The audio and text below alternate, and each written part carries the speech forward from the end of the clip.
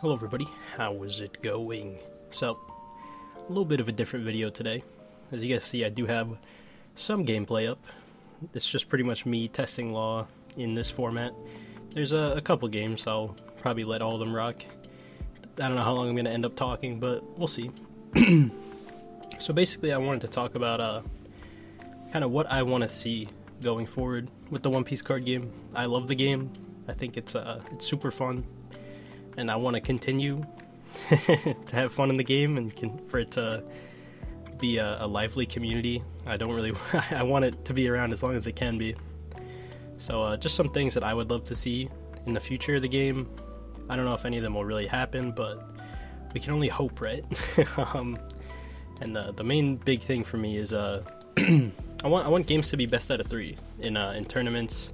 I know in some later stages of the tournament, usually top 16, they are best of 3, depending on which one it is, but I think a lot of games can just come down to luck at points when it's a best of 1.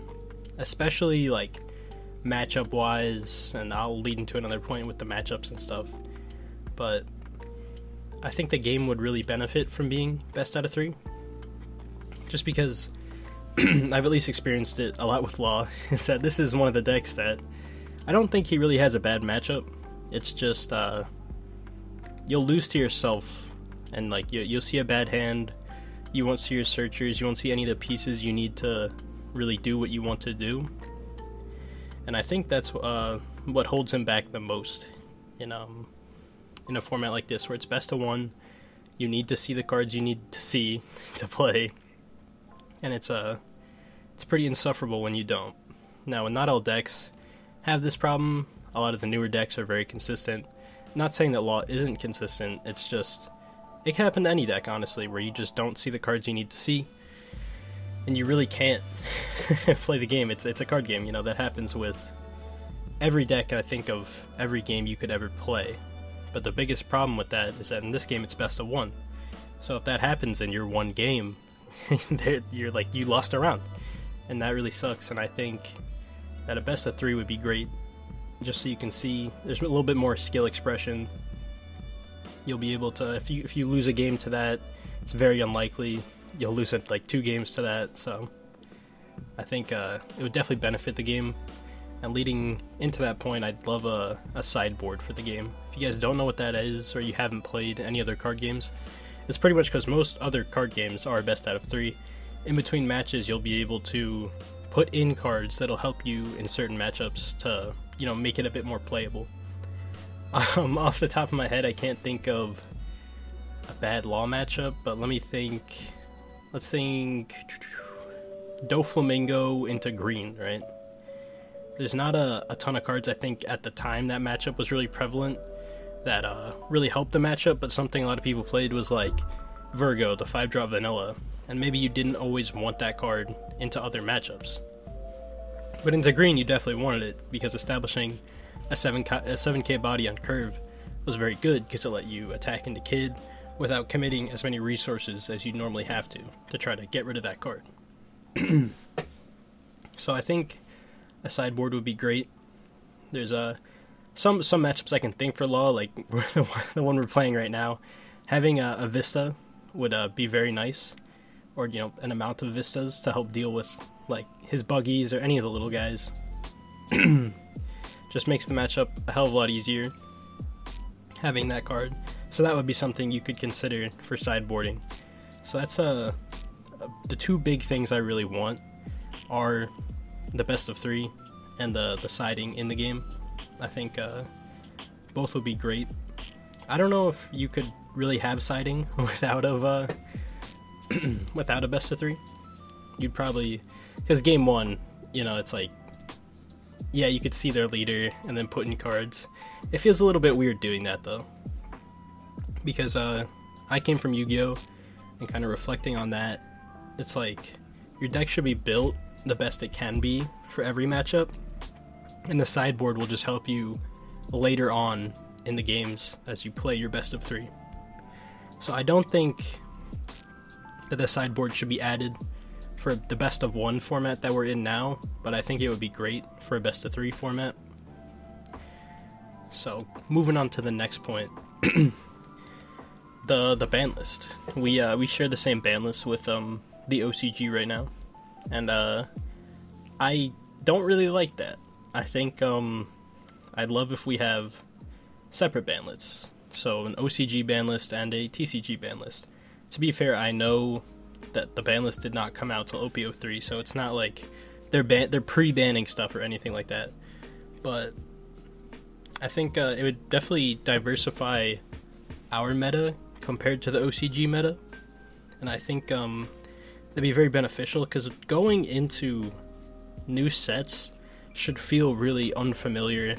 We should be able to experiment and figure out what's good, but with how the game is now, we can pretty much look at the OCG, see what they're playing, and then replicate that. Sure, we will make discoveries on our own to adapt our meta to the playstyle of the people in the TCG, but I just think we already have such a head start leading into any new set that it definitely takes away a bit of the interesting things that we could experience with new sets.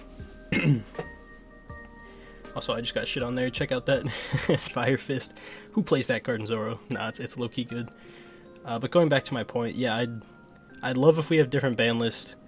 I mean, obviously, if that happened, some cards from maybe Law would be hit, and that'd be sad, but I think it'd be okay, because if I'm allowed to just play Law until even OP04, like, should that be okay with cards from OP02?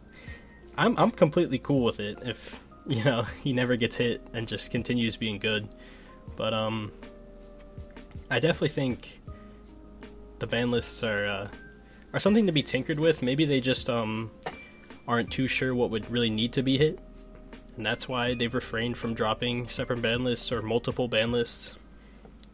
Or maybe our ban lists, won't exist until they find, more, oppressive things or things they don't like, because I know they hit Nami, and not saying Nami was oppressive at all, but I don't think they liked how she played, or at least how a lot of people played her. And I think that's fair. It's a bit solitaire, less interaction with your opponent. And I think that's fair to hit that deck, especially, there are control decks in other games that don't feel very interactive, such as, I don't know, I'm going back to Yu-Gi-Oh! Just because it's my reference point. There are a lot of cards in that game that are floodgatey and just kind of, don't let you really play the deck or the strategy you want to play. And that's super annoying. And Yu-Gi-Oh! Is constantly hitting floodgates and, unbanning floodgates. I don't even know why they print them at this point. But right now, our card game, the One Piece card game, doesn't really have many floodgates. The only one that is quote-unquote a floodgate is, 8-cost Kid, because it can be very taxing to, attack into him. He changes how you're supposed to play your deck, as I was talking about with Dofi earlier. So, that's something.